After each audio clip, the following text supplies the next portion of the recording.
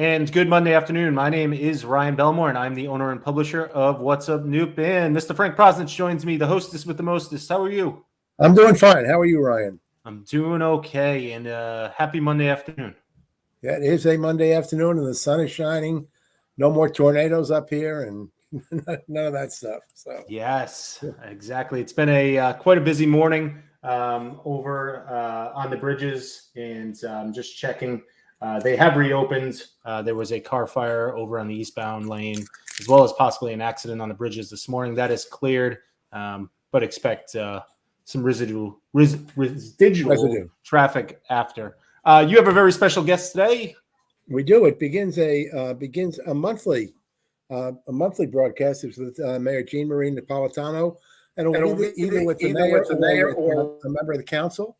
But it's pretty exciting. We do this with the school committee, with the school superintendent as well, which gives us an opportunity really to stay current with all of the issues. How are you, Mayor? Very good. How are you, Frank? I'm doing Long okay. time no. It's been a while. It Yeah. has. It has. I seem to be twice. We'll try to get through this. So let me begin by opening up to you and first ask if there are things on your mind that you really want to communicate this morning, and then I have a few questions that we put together.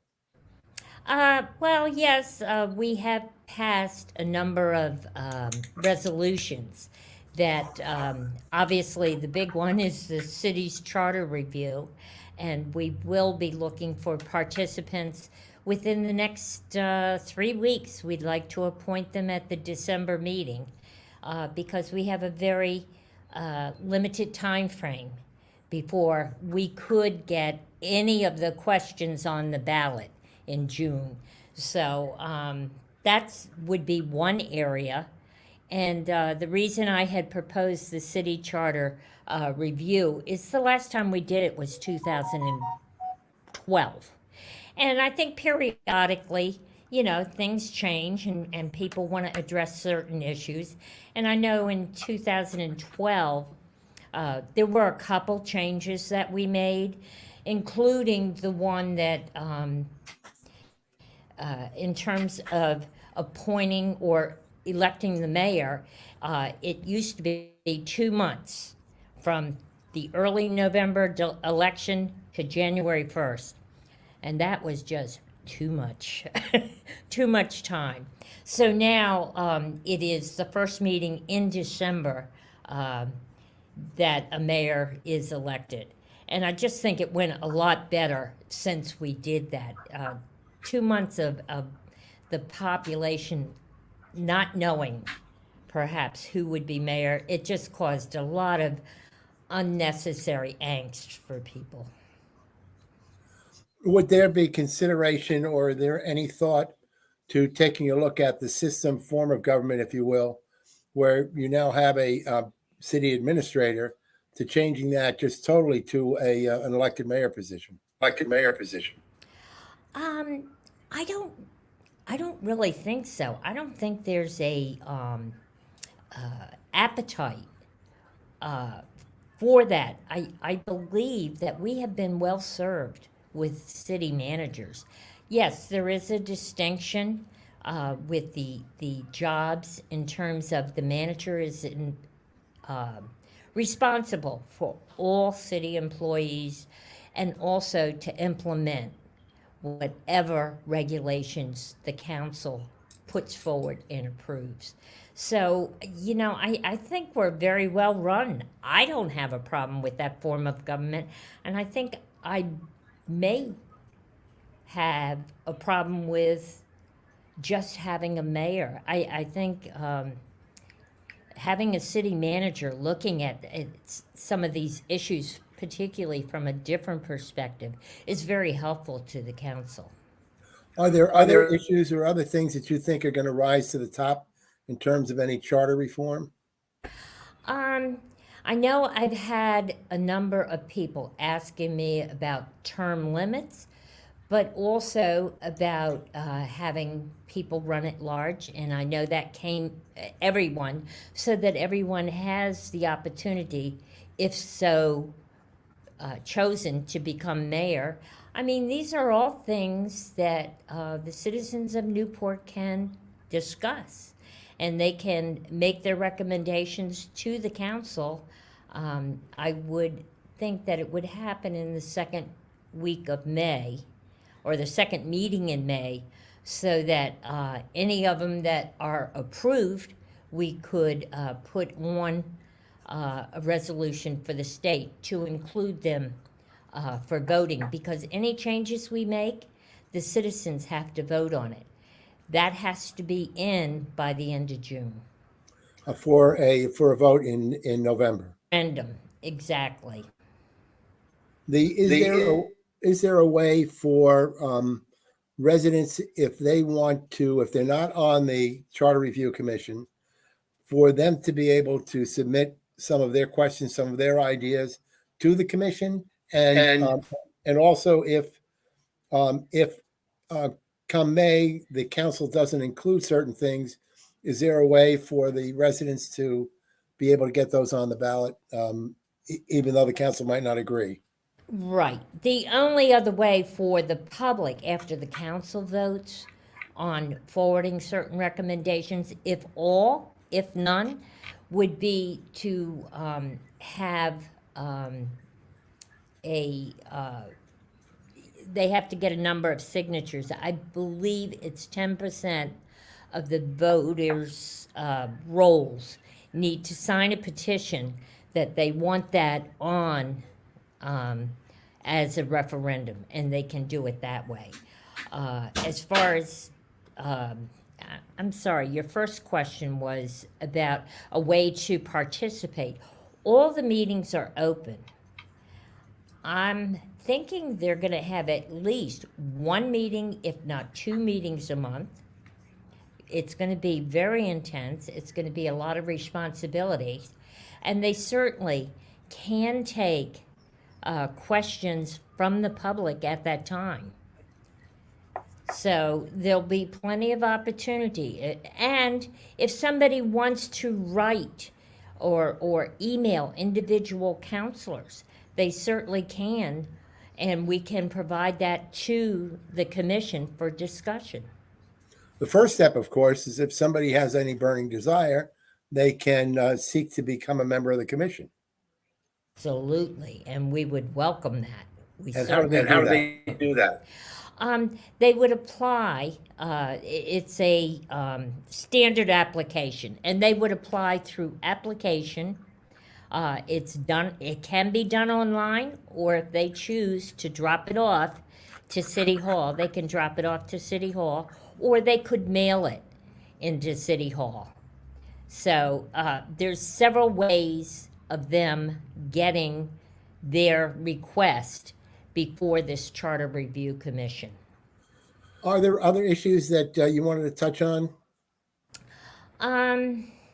In terms of the Charter Review? In terms of anything. Right. Oh, well, maybe not at this time. Okay. Let me ask you about North End development. I've spoken with people at Carpinato. They are intent on going forward. Do we have any other updates at this point?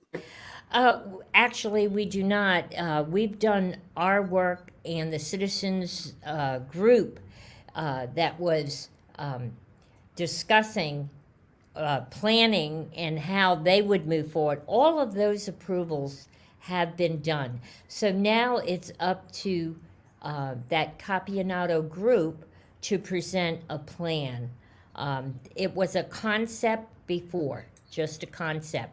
I'm not sure if they're making any changes to that or anything different. But once they present something, we have something to discuss. Yeah, it seems from my conversation with them that they were revising their plans to meet with some of the initial concerns. So it'll be interesting to see when that comes forward. Yeah, and I would agree with you there. Certainly, we want as much public participation as we can have once they have presented us with a plan. So we're approaching another winter, another cold weather. another reminder of a couple of years ago when it was a disaster with the gas crisis in Newport. Where are we with that? Council considering an alternative to National Grid? Not an alternative at this point. National Grid is presenting their findings in terms of extending that pipeline so that we don't have that problem again.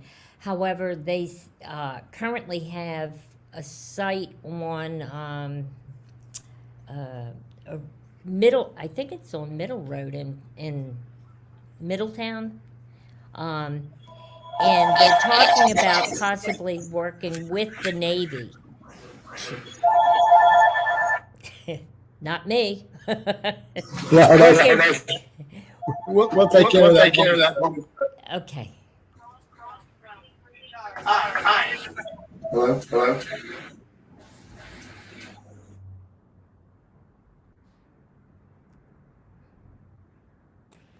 I can jump in here. Oh, Frank's back. Never mind. So we had to another one of those bogus calls, of course, but you never know. So again, we were talking about the pipeline. So where are we with that now? It is they had to do some work, and I guess they're going to be making a proposal. They're also working with the Navy to potentially utilize some of their property to bring the more energy down to the island. Are you concerned that this has taken so long? Every winter and every cold spell brings memories and the potential for a similar type situation. This is at least 2 years now. Yes. Obviously, I'm concerned, but we're hoping that anything that is done, it needs to be done correctly. Am I as concerned as maybe others? Maybe not, only because I've lived through Newport Heights. I've lived through Broadway, and those were years even after everything was approved. There were changes and things. So I believe that they're working in good faith, and hopefully we can have the report back from them sometime in the spring, which is past, Which is after another winter. But let's hope that that time is on our side. Generally, as we take a look at the pandemic and some of the results from that, and varying across the country, across the world for that matter, how has Newport fared, and what are your expectations going forward? I think it was really, really difficult at first, particularly with the shutdowns of various businesses, of schools, and I think that had created a problem in itself. But we seem to be recovering nicely. Things have picked up business-wise. Certainly, people are starting to get back to work, and if they're not on location at work, there are a number of people working part-time remotely and then going into their offices maybe once or twice a week. So I think we've done okay. Part of the reason we've done okay is because people took the vaccinations seriously. People followed the rules by and large. I mean, you're always going to have those outliers. You're always going to have those people that think, oh, well, I'm not wearing a mask, and I'm not going to have my kid wear a mask, and I'm not getting the vaccination. I mean, it's unfortunate. I think it's been confusing for some people, but I think we're headed in the right direction. And I certainly think that we will have a recovery, at least in the city of Newport. Tourist industry, of course, being among those, if not the most affected by it all. Have we lost a number of restaurants? Have we lost any other businesses to the pandemic? Yeah, I believe we have, but we lose businesses every year without the pandemic. And I think it's been a really, really difficult challenge for a lot of them. And even if they had their merchandise available, their food available, they didn't always have the staffing. They've had to reduce those hours. So they've been pretty creative. I was really surprised. I had to do a interview on 3 businesses for the Chamber of Commerce, and there were a number of different sectors of business that people volunteered to interview. And all 3 of them, and they were in the retail business, all 3 of them said they actually found new ways to scale and develop their products and get them out there. As one example, and it was a liquor store, and they've done surprisingly well. And it was pretty funny because they were talking about deliveries and all. They said whereas they used to order a 5th, now they're ordering a quart because they don't want to go through the delivery charge. But it still worked out for them. But they most of them have become very tech savvy and have utilized that particular forum to get their products out there. So I'm really proud of the businesses in Newport. They really have adapted well. Yeah, I think you touched on something that I've seen important through that, and that those businesses that have become innovative and creative have been able to maybe draw upon those instincts and that got them in business in the first place, because they had to be creative and innovative to do that, have fared the best. And interestingly, this morning I talked to a venture capitalist who has an international fund that she started over the last year that really is geared towards businesses developing through the pandemic. So we talk about businesses lost, but she's talking about that fund creating $1 billion to $2 billion worth of businesses over the period of this pandemic. So there's a flip side to a lot of this as well. I wanted to touch on a couple of things. Washington Square closed for filming. Do we have any idea how long? I think probably till Wednesday they're wrapping up. And I can tell you that the response, by and large, has been extremely positive, not only from residents, but also surrounding businesses. And the crew was terrific to work with in the city. They followed all the rules and regulations. It just was a very good experience, I think, for the city of Newport, and I think very positive. Do you have any clue of, when we take a look at economic impact, of what kind of dollars something like that actually represents to the city? Yeah, I know. I believe Discover Newport is working on something for that right now, but I've already been told by some people close to the production that right in the immediate area, they have estimated up to 100,000 for different restaurants and businesses along the way, along Thames Street. So I think it's been fairly positive, and once we get those solid numbers in, I would hope that they share those with the public. I wanted to turn towards the schools and school construction.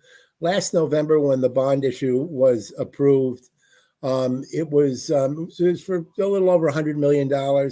Since that time, prices have escalated. And talking to the superintendent, she's saying that the elementary school project, at least up by 24%, and projections certainly for the high school project, at least that, if not more.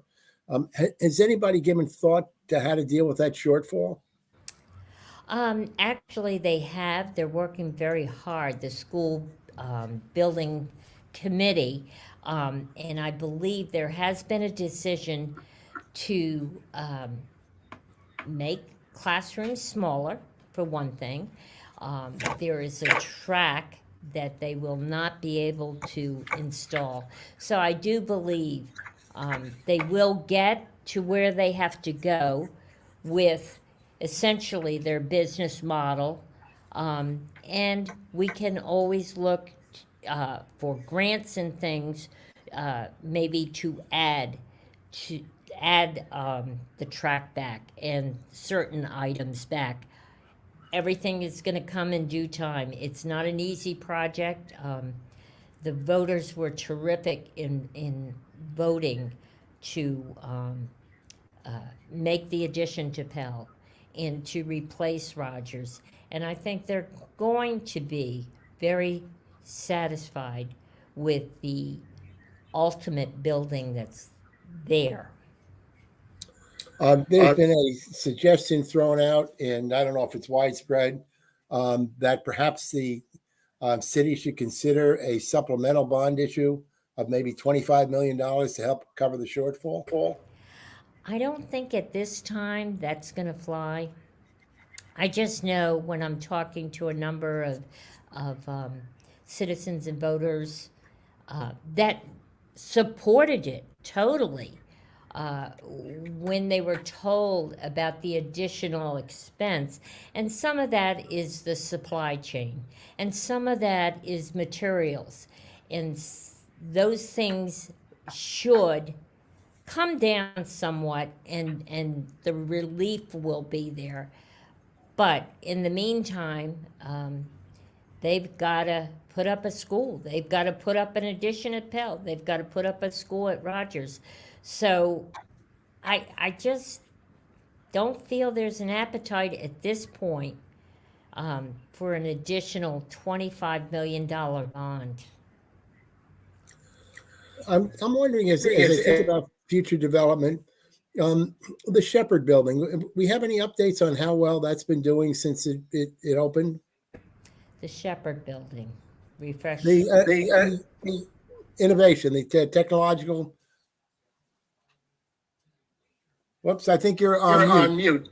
Oh, Sheffield. Sheffield. Why is it Yes, Shepherd? I don't. There's a Shepherd building someplace. I know that. Providence was. Yeah, actually, they have been doing really well in terms of outreach. They have a series of speakers coming up, I know. It's going to be open to the public, and it's about innovation and entrepreneurial spirits. And they have a nationally recognized speaker that has done this all over the place. So I do believe that once the economy gets back on track, and we still had some interested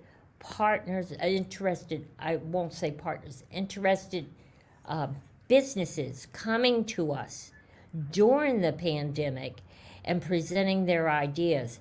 So I do feel very positive about the types of businesses that will not only locate there, but there are some that are really outgrowing the space and would hope to relocate perhaps in the North End.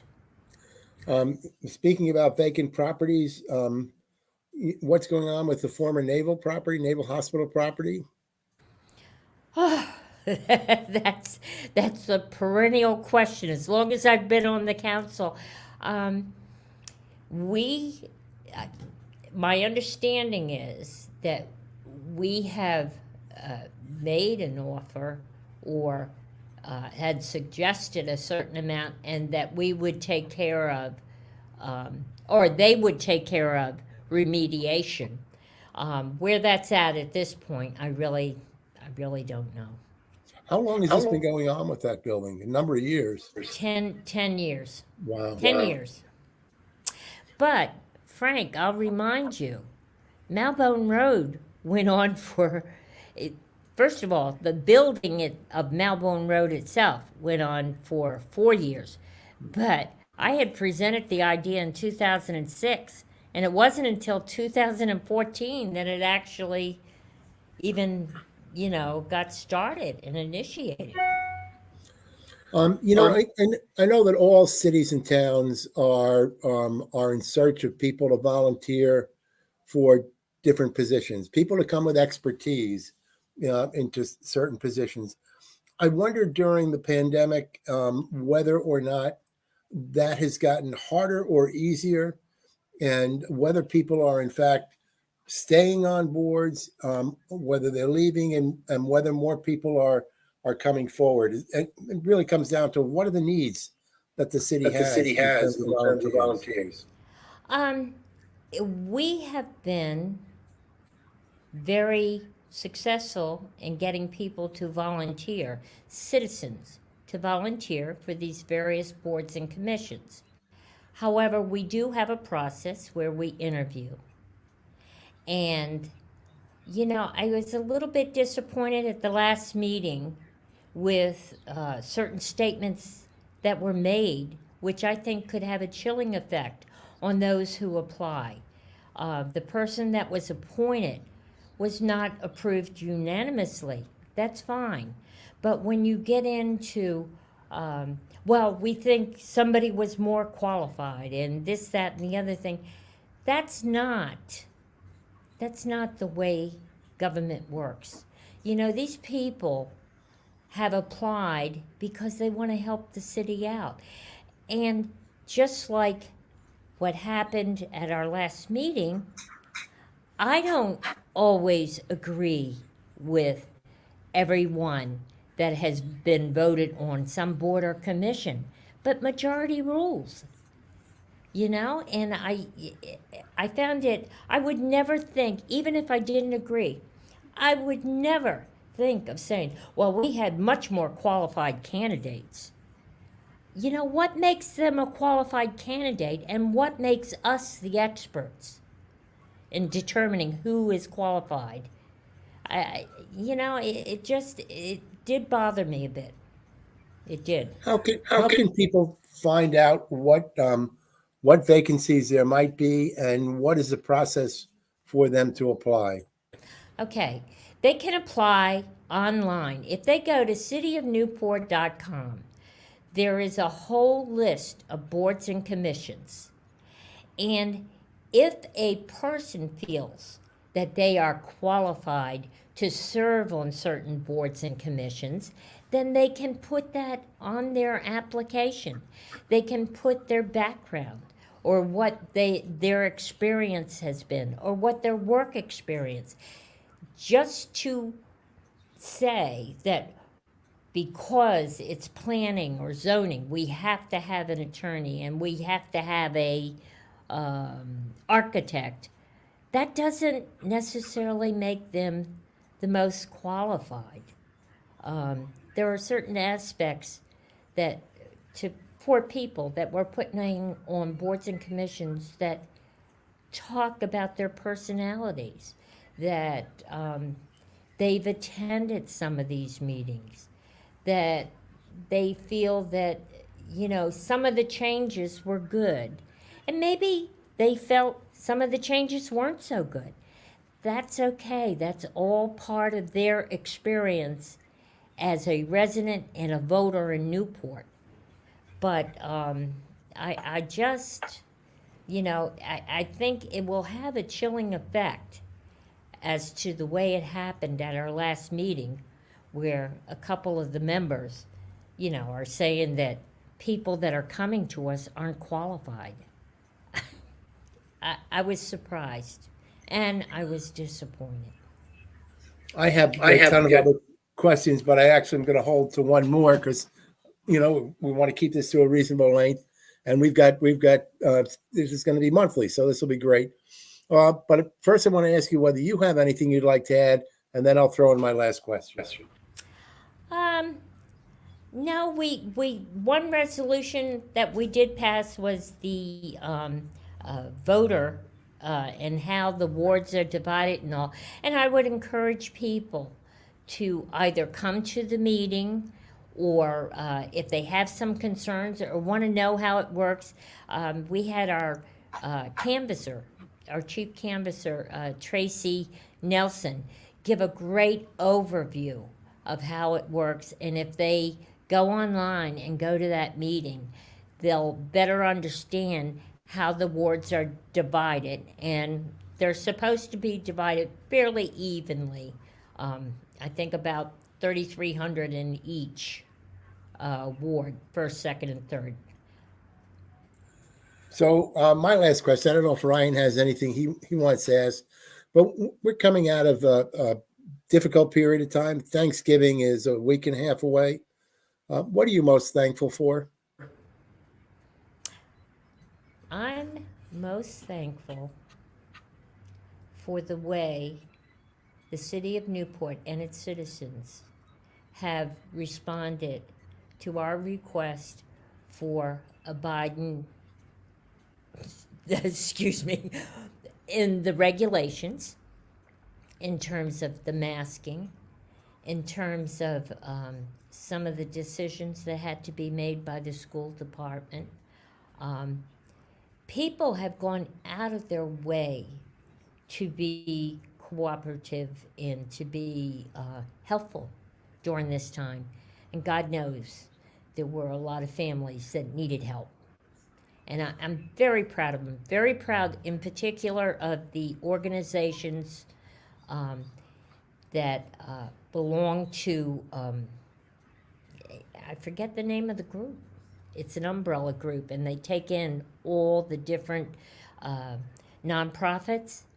And what they've done in terms of providing food and meals and rent and all those things. I'm just very proud that I live in Newport.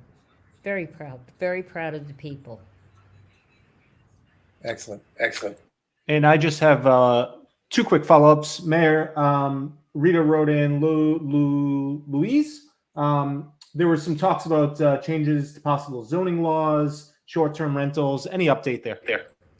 Not at this point. We are going to have a meeting, and I'm not even sure if it's on the next meeting, but